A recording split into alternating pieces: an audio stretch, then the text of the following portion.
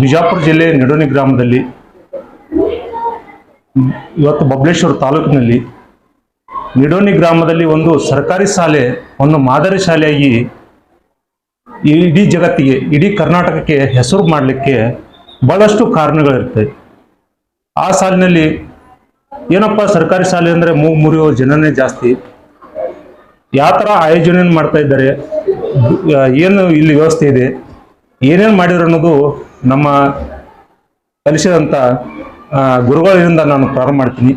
ಇವತ್ತು ಎಲ್ಲ ಬಳಗ ಕೊಡ್ತಾ ಇದೆ, ಯಾವ ಥರ ಕೊಡ್ತಾ ಇದ್ದಾರೆ, ಏನು ಮಾಡ್ತಾ ಇದೆ ಎಂದು ಪೂರ್ಣ ವಿಡಿಯೋನ ನೋಡೋ ಮೂಲಕ ನಿಮಗೆ ಎಲ್ಲ ಪರಿಪೂರ್ಣ ಮಾಹಿತಿ ಸಿಗುತ್ತೆ.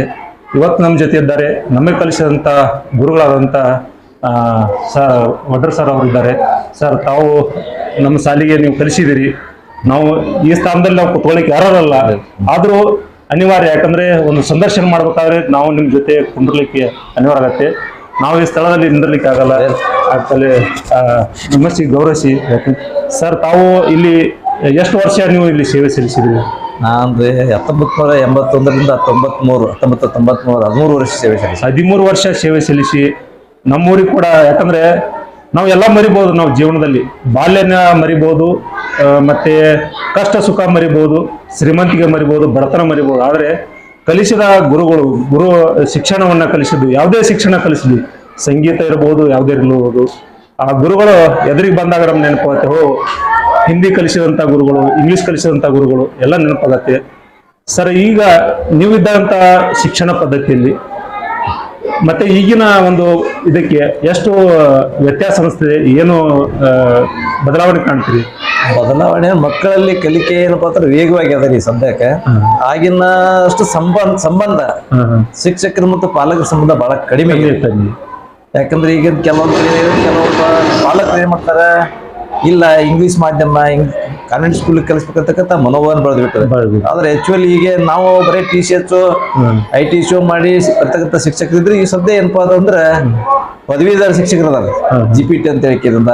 ಆಮೇಲೆ ಅವರೆಲ್ಲರೂ ಒಳ್ಳೆಯವರು, ಯಾಕಂದ್ರೆ ಅವರೆಲ್ಲ CET TET ಮಾಡಿ ಪ್ರತಿಭಾವಂತ ಶಿಕ್ಷಕರು ಬಂದಾರ. ಮತ್ತು ಅವರು ಈ ಸದ್ಯಕ್ಕೆ ಬೇಕಾಗಿರ್ತಕ್ಕಂಥದ್ದು, ಯಾಕಂದ್ರೆ ಇವತ್ತು ಬಹಳಷ್ಟು ಮೀಡಿಯಾದೊಳಗಾಗಲೇ ನೋಡ್ತಾ ಇದ್ದೀವಿ ನಾವು, ಮಕ್ಕಳಲ್ಲಿ ಕೂಡ ಪಠ್ಯ ಸಹಿತ ಬಹಳಷ್ಟು ಬದಲಾವಣೆ ಆಗಿದೆ. ನಾನು ನಿನ್ನೆ ನೋಡಿದಾಗ ಒಂದು ಕ್ವಶನ್ ಪೇಪರ್ ಬಂದ್ರೆ 5th ಸ್ಟ್ಯಾಂಡರ್ಡ್ ಅಲ್ಲಿ, ಅದು ಕನ್ನಡದಲ್ಲಿ ನೋಡಿದಾಗ ಸಾಮಾನ್ಯವಾಗಿ ನಾವು 7ನೇ 8ನೇ ಕಲಿಸ್ತಕ್ಕಂಥ ವಿಷಯ ಅಲ್ಲಿ, ಯಾಕಂದ್ರೆ ಅದು ಈಗ 1ನೇ 3 ಬರ್ತಾ ಇದ್ರಿ. ಆದ್ರೆ ಈ ಸದ್ಯಕ್ಕೆ ಇದೇ ಶಾಲೆ ನಾವು ಕಲಿಸಲಿಕ್ಕೂ ಈಗ ಬಹಳ ಭೌತಿಕವಾಗಿಯೂ ಬದಲಾವಣೆ ಆಗ್ಯದ. ಮತ್ತು ಈ ಸದ್ಯ ನಿರಂತರವಾಗಿರ್ತಕ್ಕಂಥ ಚಟುವಟಿಕೆ ಮಕ್ಕಳಿಗೆ ಕೊಡ್ತಕ್ಕಂಥ ಬಹಳಷ್ಟು ಬದಲಾವಣೆ ಇದೆ. ಯಾಕಂದ್ರೆ ಅವ್ರಿಗೆ ತರಬೇತಿ ಆಗಲಿ ಮತ್ತು ಪಠ್ಯಕ್ರಮ ಆಗಲಿ ಎಲ್ಲಾನು ಬದಲಾವಣೆ ಆಗಿದೆ. ಈಗ ಮತ್ತೆ ಸರ್, ಈಗ ಸರ್ಕಾರಿ ಶಾಲೆ ಅಂದ್ರೆ ಒಂಥರ ನೋಡ್ತಾ ಇದ್ದಾರೆ, ಖಾಸಗಿ ಶಾಲೆಗೆ ಮತ್ತು ಈ ಸರ್ಕಾರಿ ಶಾಲೆ ಅಂದ್ರೆ ಸರ್ಕಾರದ ವತಿಯಿಂದ ಎಲ್ಲವೂ ನಡೀತಿದೆ, ಎಲ್ಲ ಸೌಲಭ್ಯಗಳು ಅಲ್ಲಿಂದ ಬರುತ್ತೆ. ಏನಾದರೂ ಬದಲಾವಣೆ ಮಾಡಿದರೆ ನಾವು ಒಂದಿಷ್ಟು ಇದು ವ್ಯವಸ್ಥೆಯನ್ನ, ಶಿಕ್ಷಣದ ವ್ಯವಸ್ಥೆಯಲ್ಲಿ ಮಕ್ಕಳು ಇನ್ನಷ್ಟು ಶಾಲೆಗೆ ಬರ್ಲಿಕ್ಕೆ ಏನಾದರೂ ಒಂದು ಸಲಹೆ ಕೊಡ್ಬೋದ್ರ ಸರ್? ಈ ಮುಖಾಂತರ ಸರ್ಕಾರಕ್ಕೆ ಒಂದು ಸಲಹೆ ನಿಮ್ಮಿಂದ ಹೋಗ್ಲಿ. ಸರ್ಕಾರಕ್ಕೆ ಏನು ಕೊಡ್ತಕ್ಕಂಥದ್ದು ಇಲ್ರಿ, ಆದ್ರೆ ನೀವೆಲ್ಲರೂ ಏನದರಲ್ಲ ಇವತ್ತಿನ ಯುವಕರು ಮತ್ತು ಪಾಲಕರು ಇವಾಗ ಗೊತ್ತಾಗ್ತದೆ. ಯಾಕಂದ್ರೆ ನಾವು ಕಾನ್ವೆಂಟ್ ಸ್ಕೂಲ್ನಾಗಲಿ ಇದು ಪ್ರೈವೇಟ್ ಸ್ಕೂಲ್ನಲ್ಲಿ ಇಂಥ ಪ್ರತಿಭಾವಂತ ಶಿಕ್ಷಕರು ಇರುವುದಲ್ಲ. ಅವ್ರೇನೋ ಕೆಲವೊಂದು ಮಟ್ಟಿಗೆ ಕಲಿತು ಬಂದಿರ್ತಾರ.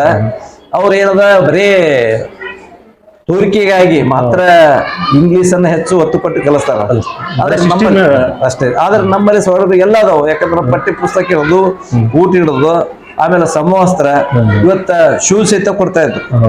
ಎಲ್ಲಾ ಸೌಲಭ್ಯಗಳು ಸಿಗ್ತಾವ. ಇದ್ರ ಜೊತೆಯಲ್ಲಿ ಖರ್ಚಿನ ಹೊರೆ ಇರೋದಿಲ್ಲ ಮತ್ತು ಗುಣಮಟ್ಟ ಶಿಕ್ಷಣ ಕೊಡ್ಲಕತ್ತಾರೆ. ಯಾಕಂದ್ರೆ ಈಗ ಇಂಗ್ಲಿಷ್ ಮಾಧ್ಯಮ ಕೂಡ ಬೋಧನೆ ಮಾಡ್ತಕ್ಕಂಥ ಸ್ಥಿತಿ ಬಂದದ. ಇವತ್ತು ಎಲ್ಲಾ ರೀತಿ ಶಿಕ್ಷಕರು ಅದಾರ. ನಾವು ಪಾಲಕರಾದಂಥವರು ಶಿಕ್ಷಣ ನಾವು ಹೋಗಿ ಅವ್ರ ಶಿಕ್ಷಕರು ಭೇಟಿಯಾಗಿ ಆದ್ರೆ ಬಹಳಷ್ಟು ಬದಲಾವಣೆ ಈಗ ಎಲ್ಲ ಸರ್ಕಾರಿ ಶಾಲೆ. ಉದಾಹರಣೆ ನಮ್ಮ ಶಾಲೆನೇ 150 ವರ್ಷ ಆಗಿರ್ತಕ್ಕಂಥ ಶಾಲೆ ಹಾಳು ಬಿದ್ದಿತ್ತು.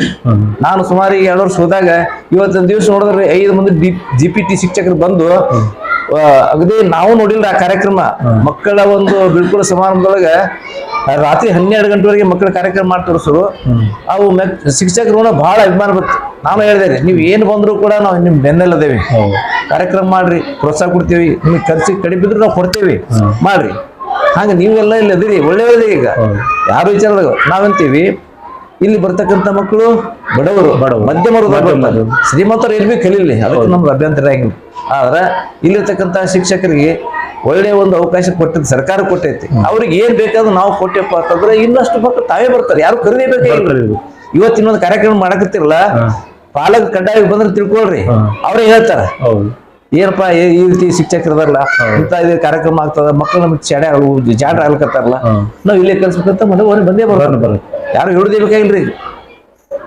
ಒಳ್ಳೇದಾಯ್ತು ಸರ್. ಇಲ್ಲಿವರೆಗೆ ಸರ್ ತಾವು ಈಗ ಏನ್ ಮಾಡ್ಕೊಂಡಿದ್ರಿ? ಅಂದ್ರೆ ಇಲ್ಲಿಂದ ನೀವು ರಿಟೈರ್ಮೆಂಟ್ ಅಂದ್ರೆ ನಿವೃತ್ತಿ ಆದ ನಂತರ ಯಾವ ತರ ನೀವು ಇದು ಮಾಡಿದ್ರಿ? ನಿವೃತ್ತಿ ನಾನು ಹೈಸ್ಕೂಲ್ಗೆ ಹೋಗಿ ಒಂದು 7 ವರ್ಷ ಸೇವೆ ಮಾಡಿ ನಿವೃತ್ತಿ ಆಗಿದ್ದೆ. ಈಗ 2020 ಕೊರೋನಾದೊಳಗೆ ಈಗ ಅಲ್ಲೇ ನಂದು ಊರೊಳಗೆ ಏನಪ್ಪಾ ಅಂತಂದ್ರೆ ಒಂದು 4 ಎಕರೆ ಜಮೀನು ಇತ್ತು ಊರ ಸಮೀಪದಲ್ಲಿ. ಅಲ್ಲೇ ಏನದು ಬಳಿ ಬಾಯಿ ಹೊಡೋದಕ್ಕಿಂತ ಕೃಷಿ ಮಾಡ್ಕೊಡಕ್ಕಿಂತ ತೋಟದೊಳಗೆ ಅದೇನ್ರಿ ಆರಾಮದೇನು ಬಹಳಷ್ಟು ಮಗ. ನಾವು ನೋಡಿ ಈಗ ಶಿಕ್ಷಣ ಯಾವ ತರ ಅಂದ್ರೆ ಅರ್ಧಕ್ಕೆ ಪಿಕ್ಚರ್ ನೋಡಿದಂಗೆ ಆಗಬಾರ್ದು. ನಾವು ಈಗೆಲ್ಲ ನೆನೆಸ್ತಾ ಇದ್ದೀವಿ ಇವತ್ತು ನಾನು ಇಂಗ್ಲಿಷ್ ನಾನು ಸರಿಯಾಗಿ ಕಲೀಲಿಲ್ಲ, ಇನ್ನು ಮತ್ತೆ ಕಲಿಬೇಕಾಗತ್ತೆ, ಮತ್ತೆ ಎಲ್ಲ ABCD ಕಲಿಬೇಕು. ಯಾಕಂದ್ರೆ ಅವಾಗೇ ಕಲಿಯುವಂತ ಹಂತದಲ್ಲಿ ನಾವು ಕಲೀಲಿಕ್ಕಂದ್ರೆ ಬಹಳ ಕಷ್ಟ ಪಡಬೇಕಾಗತ್ತೆ. ಮತ್ತೊಬ್ಬರ ಅಂತಲೇ ನಾವು ಅಂಗಲಾಚಬೇಕಾಗತ್ತೆ. ಸರ್ ಇದನ್ನ ಇಂಗ್ಲಿಷ್ ಇದೆ ಲೆಟರ್ಸ್ ಓದಲಿಕ್ಕೆ ಮತ್ತೊಬ್ಬರ ಕೈ ಚಾಚುವಂತದಾಗುತ್ತೆ. ದಯವಿಟ್ಟು ಯಾರ್ಯಾರು ನೋಡ್ತಾ ಇದ್ದೀರಿ ಈ ವಿಡಿಯೋ, ದಯವಿಟ್ಟು ಮಕ್ಕಳ ಪರಿಪೂರ್ಣವಾಗಿ ಕಲೀರಿ, ಕ್ಲಾಸ್ಗಳನ್ನು ತಪ್ಪಿಸ್ಬೇಡಿ. ಅಂದಿನ ಶಿಕ್ಷಣಕ್ಕೆ ಈಗಿನ ಶಿಕ್ಷಣಕ್ಕೆ ಬಹಳ ವ್ಯತ್ಯಾಸ ಇದೆ. ಯಾರಿಗೇನು ಹೇಳುವಂಥದ್ದು ಇಲ್ಲ, ಶಿಕ್ಷೆ ಕೊಡುವಂಥದ್ದಿಲ್ಲ, ಬಡಿಯುವಂಥದ್ದಿಲ್ಲ. ಅಂಥದ್ರಲ್ಲಿ ನಾವು ಅರಿವೇ ಗುರು ಆಗಿ ಪರಿಪೂರ್ಣವಾಗಿ ಕಲೀರಿ. ಒಳ್ಳೆಯ ಇಂಗ್ಲೀಷ್ ಥರನ ಕಲೀರಿ, ಕನ್ನಡ ಕಲೀರಿ. ಇಲ್ಲಿವರೆಗೆ ನಮ್ಮ ಗುರುಗಳು ಕಲಿಸಿದಂಥ ಗುರುಗಳು ತಮ್ಮ ಅನಿಸಿಕೆಗಳನ್ನು ಹೇಳಿದರು. ಸರ್ ತಮಗೂ ಕೂಡ ಧನ್ಯವಾದಗಳು. ಇವತ್ತು ನಮ್ಮ ಜೊತೆ ಇದ್ದಾರೆ ನಮ್ಮೂರಿನ ಶಿಕ್ಷಕರಾಗಿ, ಜೊತೆಗೆ ಇವತ್ತು ಹೆಮ್ಮೆಯ ವಿಷಯ ಅಂದರೆ ಇದೇ ಶಾಲೆಗೆ ಮತ್ತೆ ಮುಖ್ಯ ಗುರುಗಳಾಗಿ ಅಂದ್ರೆ ಹೆಡ್ ಮಾಸ್ಟರ್ ಆಗಿ ಸೇವೆಯನ್ನು ಸಲ್ಲಿಸ್ತಿದ್ದಾರೆ. ಈಗ ಅಂದ್ರೆ ನಾವು ಯಾವಾಗ ನೋಡಿಲ್ಲ, ಇವತ್ತು ಯಾಕೆ ನಾನು ಬಂದಿದ್ದೀನಿ ಅಂದ್ರೆ ಇವತ್ತು ಆಹ್ವಾನ ಕೊಟ್ಟರು ಸರ್ ಅವರು, ಚಂದ್ರಶೇಖರ್ ಚಿಕ್ಲಿಗಿ ಸರ್ ಅವರು. ಸರ್ ಇವತ್ತು ಒಂದು ಖಾಸಗಿ ಶಾಲೆಯಲ್ಲಿ ಅಂದ್ರೆ ಅಲ್ಲಿ ಮುಖ್ಯಸ್ಥರು ಇರ್ತಾರೆ, ಕಮಿಟಿ ಇರುತ್ತೆ, ಟ್ರಸ್ಟ್ ಇರುತ್ತೆ. ಅವ್ರೇನು ಮಾಡ್ತಾರೆ, ಸಾಕಷ್ಟು ಬಂಡವಾಳ ಹಾಕಿ ಈ ಮನೋರಂಜನೆ ಕಾರ್ಯಕ್ರಮ ಇರ್ಬೋದು ಎಲ್ಲವನ್ನು ಮಾಡ್ತಾರೆ. ಸರ್ ಇದನ್ನು ಮಾಡ್ಲಿಕ್ಕೆ ಆಗಲ್ಲ, ಯಾಕಂದ್ರೆ ಸರ್ಕಾರಿ ಶಾಲೆ ಅಂದ್ರೆ ಈ ಕಾರ್ಯಕ್ರಮ ಮಾಡ್ಲಿಕ್ಕೆ ಒಂದಿಷ್ಟು ದುಡ್ಡು ಖರ್ಚಾಗತ್ತೆ. ಯಾವ ಥರ ನೀವು ಅದನ್ನ ಆಯೋಜನೆ ಮಾಡ್ಕೊಂಡಿದ್ದೀರಿ? ಸರಿ, ನಿಮ್ಗೆ ಹೇಳ್ಬೇಕಂತ ಹೇಳಿದ್ರೆ ನಮ್ಮ 2 ತಿಂಗಳ ಹಿಂದೆ ಒಂದು ಹೊಸ SDMC ರಚನೆ ಮಾಡಿದ್ದೇವೆ. ಬಹಳ ಉತ್ಸಾಹಿ ಯುವಕರು ಅಲ್ಲಿ ನಾವು ಆ ಸಮಿತಿಯಲ್ಲಿದ್ದಾರೆ.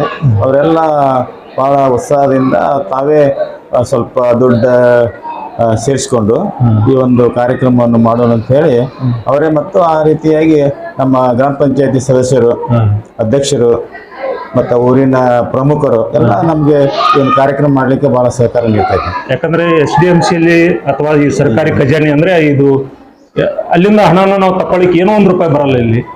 ಮತ್ತೆ ಈ ಎಲ್ಲ ನೀವು ವ್ಯವಸ್ಥೆ ಮಾಡಿದಿರಿ, ವಾರ್ಷಿಕೋತ್ಸವ ಮತ್ತೆ ಈ ಶಾಲೆಯಲ್ಲಿ ಕಲಿತು ಮಕ್ಕಳು ಅಥವಾ ದೊಡ್ಡ ಉನ್ನತಿ ಹುದ್ದೆಯಲ್ಲಿ ಹೋದವರಿಗೆ ಒಂದು ಸನ್ಮಾನ ಕಾರ್ಯಕ್ರಮ ಇಟ್ಕೊಂಡಿದ್ರಿ.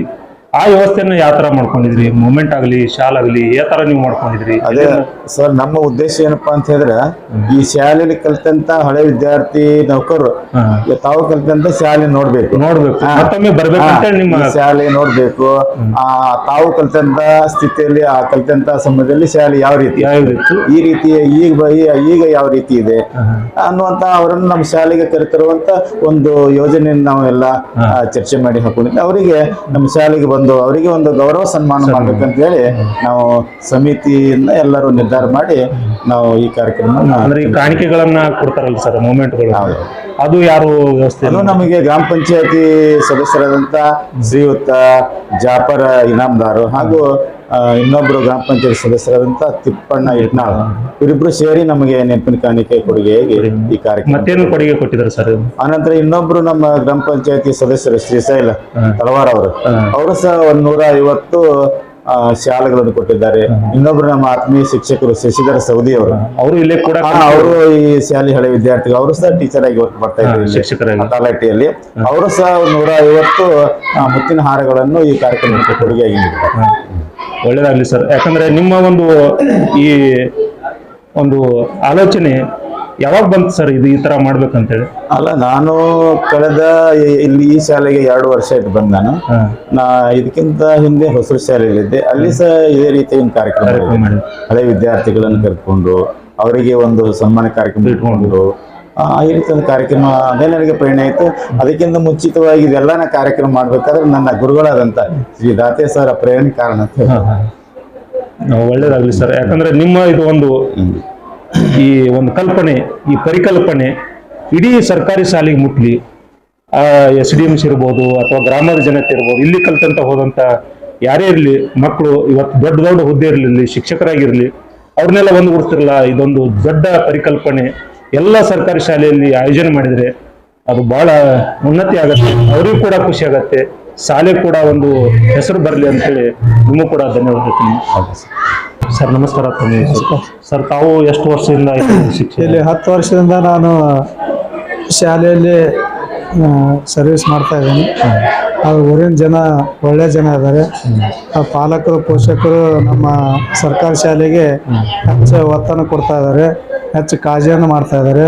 ಗ್ರಾಮ ಪಂಚಾಯತ್ ಅವರು ಕೂಡ, SDMC ಅವರು ಕೂಡ ಶಾಲೆ ಬಗ್ಗೆ ಅತಿ ಕಾಳಜಿ ವಹಿಸಿ ಶಾಲೆ ಬಿಟ್ಟ ಮಕ್ಕಳನ್ನ ನಾವು ಕೂಡಿ ಯಾವ ವಿದ್ಯಾರ್ಥಿಗಳ ಶಾಲೆ ಬಿಡ್ತಿರ್ತಾವ ಸ್ವತಃ ಮನೆಗೆ ಹೋಗಿ ಅವ್ರಿಗೆ ತಿಳುವಳಿಕೆಯನ್ನು ಹೇಳಿ, ದಿನಾಲು ಏನಪ್ಪ ಅಂತಂದ್ರೆ ಶಾಲೆಗೆ ಕಳ್ಸಿ, ನಿಮ್ಮ ಮಕ್ಕಳು ಏನಪ್ಪ ಅಂತಂದ್ರೆ ಚೆನ್ನಾಗಿ ಓದಲಿ, ಬರೀಲಿ, ಮುಂದಿನ ಒಂದು ವಿದ್ಯಾಭ್ಯಾಸ ಅವ್ರ ಗುಣಮಟ್ಟನ ಒಳ್ಳೇದಾಗಲಿ ಅಂತೇಳಿ ನಾವು ಸೇರ್ಕೊಂಡೇ ಎಲ್ಲ ಶಾಲೆ ಬಿಟ್ಟು ಮಕ್ಕಳನ್ನೆಲ್ಲ ಕರ್ಕೊಂಡು ತಂದು ಸೇರಿಸ್ತಾ ಇದ್ದೇವೆ. ಇಲ್ಲಿರ್ತಕ್ಕಂಥ ವಾತಾವರಣ ಒಳ್ಳೆ ವಾತಾವರಣ ಇದೆ. ಈಗ ಏನಪ್ಪ ಅಂತಂದ್ರೆ SDMC ಅವರು ಹೊಸ ರಚನೆ ಆಗಿದೆ. ಅವ್ರ ಸೌಂಡ್ ಬಾಕ್ಸ್ ಕೂಡ ಏನಪ್ಪ ಹೊಸ ಕೊಟ್ಟಿದ್ದಾರೆ. 16,000 ರೂಪಾಯಿ ಸೌಂಡ್ ಬಾಕ್ಸ್ ಕೂಡ ಹೊಸ ಕೊಟ್ಟಿದ್ದಾರೆ. ಆಮೇಲೆ ಒಂದು 2,000-3,000 ಇಟಂಗಿ ಕೂಡ ಕೊಟ್ಟಿದ್ದಾರೆ. ಅವೆಲ್ಲ ಅವರೇ ಸ್ವತಃ ಏನಪ್ಪ ಅಂತಂದ್ರೆ ಎಲ್ಲ ಗಿಡಗಳಿಗೆ ಎಲ್ಲ ಕಾವಲಿ ಮಾಡಿ ಎಲ್ಲ ಅನ್ನೋದು ಇಟಂಗಿ ಕೂಡ ಏನಪ್ಪ ಅಂತಂದ್ರೆ ಅವರೇ ನಟ್ ಎಲ್ಲ ಹಾಕಿ ಎಲ್ಲ ಇದು ಮಾಡಿದ್ದಾರೆ. ಊರಿನ ಜನ ಸಹಕಾರ ಒಳ್ಳೆಯದಿದೆ. ಮತ್ತು ನಮ್ಮಲ್ಲಿ ಇರ್ತಕ್ಕಂಥ ಎಲ್ಲರೂ CET ಮುಗಿಸ್ಕೊಂಡೆ ಹೆಚ್ಚು ಜನ ಏನಪ್ಪ ಅಂತಂದ್ರೆ GPT ಶಿಕ್ಷಕರು ಈಗ ಬಂದಿದ್ದಾರೆ. ಕೂಡ ಒಳ್ಳೆ ವರ್ಕರ್ ಇದ್ದಾರೆ. ಮತ್ತು ಮಕ್ಕಳ ಜೊತೆನೂ ಕೂಡ ಏನಪ್ಪ ಅಂತಂದ್ರೆ ಪ್ರೋತ್ಸಾಹದಿಂದ ಏನಪ್ಪ ಅಂತ ಕಲಿಕೆಯಲ್ಲಿ ಏನಪ್ಪ ಅಂತ ಮುಂದೆ ಅಂತೇಳಿ ಅವರು ಕೂಡ ಚೆನ್ನಾಗಿ ಕಲಿಸ್ತಾ ಇದ್ದಾರೆ. ಅದರ ಕಲಿಕೆಯಲ್ಲಿ ಏನಪ್ಪ ಅಂತ ನಮ್ಮ ವಿದ್ಯಾರ್ಥಿಗಳು ಪ್ರೈವೇಟ್ ಸ್ಕೂಲ್ಗಿಂತಲೂ ಹೆಚ್ಚಿನಾಗಿ ಪ್ರೈವೇಟ್ ಸ್ಕೂಲಿನ ಇರ್ತಕ್ಕಂಥ ಮಕ್ಕಳು ಸರ್ಕಾರಿ ಶಾಲೆಯೊಳಗೆ ಸೇರಿಸ್ತಾ ಇದ್ದಾರೆ. ಅಂದ್ರೆ 50-100 ಹುಡುಗರು ಏನಪ್ಪ ಅಂತಂದ್ರೆ ಸ್ಕೂಲ್ನೊಳಗಿನ ಮಕ್ಕಳು ನಮ್ಮ ಗೌರ್ಮೆಂಟ್ ಶಾಲೆಗೆ ಸೇರಿಸ್ತಾರೆ. ಅಂದ್ರೆ ಸರ್ ತಾವು ಈಗ 10 ವರ್ಷ ಆಯ್ತು ಬಂದು, ಮೊದಲನೇ ವರ್ಷ ನೀವು ಇಲ್ಲಿ ಬಂದು ಶಿಕ್ಷಣವನ್ನ ವೃತ್ತಿಯನ್ನು ಮಾಡುವಾಗ ಮಕ್ಕಳ ಸಂಖ್ಯೆ ಎಷ್ಟಿತ್ತು? ಈಗ ನೀವು 10 ವರ್ಷದ ಒಂದು ಇದರಲ್ಲಿ ಕಲಿಕೆಯಲ್ಲಿ ಅಥವಾ ಕಲಿಸುವ ಒಂದು ಇದರಲ್ಲಿ ಎಷ್ಟು ಜನ ಹೆಚ್ಚಾಗಿರ್ಬೋದು ಅಂದಾಜು? ನಾವು ಫಸ್ಟ್ ಆ ಟೈಮಲ್ಲಿ ನಾವು 14 ಜನ ಶಿಕ್ಷಕರಿದ್ದೇವೆ. ನಮ್ಮ ದಾತೆ ಸರ್ ಏನಪ್ಪ ಅಂತಂದ್ರೆ ಟ್ರಾನ್ಸ್ಫರ್ ಆಗಿ ಹೋಗಿಂದ ಇಲ್ಲಿ ಏನಪ್ಪ ಅಂತ ಅವಧಿ ಮೇಡಮ್ ಅವ್ರು ಅಂತೇಳಿ ಅವರು HM ಆಗಿ ಬಂದರು. ಅದೇ ಟೈಮಲ್ಲಿ ನಾವು ಕೂಡ ಏನಪ್ಪ 2013ರಲ್ಲಿ ಬಂದ. ಅವಾಗ ಏನಪ್ಪ ಅಂತ 330 ಸ್ಟ್ರೆಂತ್ ಇತ್ತು ನಮ್ಮಲ್ಲಿ. ಅವಾಗ ಏನಪ್ಪ ಅಂತ 8th ಶಾಲೆ ಇತ್ತು. ಅವಾಗ 8ನೇ ವರ್ಗ ಏನಪ್ಪ ಅಂತಂದ್ರೆ ಇಲ್ಲಿ ಇತ್ತು. ಇಲ್ಲೇ 1 ಕಿಲೋಮೀಟರ್ ಮ್ಯಾಗ ಏನಾದ್ರು ಹೈಸ್ಕೂಲ್ ಇರೋದ್ರಿಂದ 8ನೇ ತರಗತಿಯನ್ನು ರದ್ದು ಮಾಡಿದ್ರಿಂದ ಈಗ ಏನಪ್ಪ ಅಂತ 300 ವಿದ್ಯಾರ್ಥಿಗಳು ಏನಪ್ಪ ಅಂತ ನಮ್ಮ ಶಾಲೆಯಲ್ಲಿ ವಿದ್ಯಾಭ್ಯಾಸವನ್ನು ಮಾಡ್ತಾ ಇದ್ದಾರೆ. ಮಕ್ಕಳ ಸಂಖ್ಯೆನೂ ಕೂಡ ಹೆಚ್ಚಿಗೆ ಆಗ್ತಾ ಇದೆ. ಮೊದಲಿನಕ್ಕಿಂತಲೂ ಒಂದು 50-100 ಮಕ್ಕಳು ಏನಪ್ಪ ಅಂತ ಹೆಚ್ಚಿಗೆ ಆಗ್ತಾ ಇದ್ದಾವೆ. ಈ ಊರಲ್ಲಿ 5 ಪ್ರೈವೇಟ್ ಸ್ಕೂಲ್ ಇದ್ರೂ ಕೂಡ 300 ಗಡಿ ಏನಪ್ಪ ಅಂತ ನಮ್ಮ ಗೌರ್ಮೆಂಟ್ ಶಾಲೆ, ಸರ್ಕಾರಿ ಶಾಲೆ ಯಾವತ್ತು ಮಕ್ಕಳ ಸಂಖ್ಯೆ ಹೆಚ್ಚಿಗೆ ಆಗಿದೆ. ಯಾವ್ದಾದ್ರು ಮಕ್ಕಳು ಸಾಧನೆ ಮಾಡಿರ್ಬೋದ್ರ ಸರ್? ಇಲ್ಲಿ ನಮ್ಮಲ್ಲಿ ಏನಪ್ಪ ಅಂತಂದ್ರೆ 2 ವಿದ್ಯಾರ್ಥಿ ನವೋದಯ ಸ್ಕೂಲಿಗೆ ಹೋಗಿದ್ದಾರೆ. ಒಂದು 2 ಏನಪ್ಪ ಅಂತಂದ್ರೆ ಕಿತ್ತೂರು ರಾಣಿ ಚೆನ್ನಮ್ಮ ಅಲ್ಲಿ ಏನಪ್ಪ ಅಂತಂದ್ರೆ ಅಲ್ಲಿ ಕೂಡ ಏನಪ್ಪ ಅಂತಂದ್ರೆ ಆಯ್ಕೆ ಆಗಿದ್ದಾರೆ ಪರೀಕ್ಷೆ ಒಳಗ. ಸ್ಪೋರ್ಟ್ಸ್ ಕೂಡ ರಾಜ್ಯ ಮಟ್ಟದ ತನಕ ಹೋಗಿ ಬಂದಿದ್ದಾರೆ. ನಮ್ಮಲ್ಲಿ PE ಟೀಚರ್ ಇಲ್ಲಂದ್ರೂ ಕೂಡ ರಾಜ್ಯ ಮಟ್ಟದ ತನಕನೂ ಕೂಡ ಏನಪ್ಪ ಅಂತ ಇದೇ ವರ್ಷ 2023-24 ಸಾಲಿನೊಳಗೆ ರಾಜ್ಯ ಮಟ್ಟದ ತನಕನೂ ನಾವು ಸ್ಪೋರ್ಟ್ಸ್ ಅಲ್ಲಿ ಗುಂಪು ಆಟದೊಳಗ ಮತ್ತು ವೈಯಕ್ತಿಕ ಆಟ ರನ್ನಿಂಗ್ ಕೂಡ ರಾಜ್ಯ ಮಟ್ಟದ ತನಕನೂ ಕೂಡ ಏನಪ್ಪ ಅಂತ ಇದೇ ವರ್ಷ ಏನಪ್ಪ ಅಂತ ಹೋಗಿ ಬಂದೇವೆ ಅಂತ ಹೇಳಿ ಅದು ನಾವು ಹೆಮ್ಮೆಯಿಂದ ಹೇಳ್ಕೊತಾ ಇದ್ದೀವಿ. ಧನ್ಯವಾದ ಸರ್.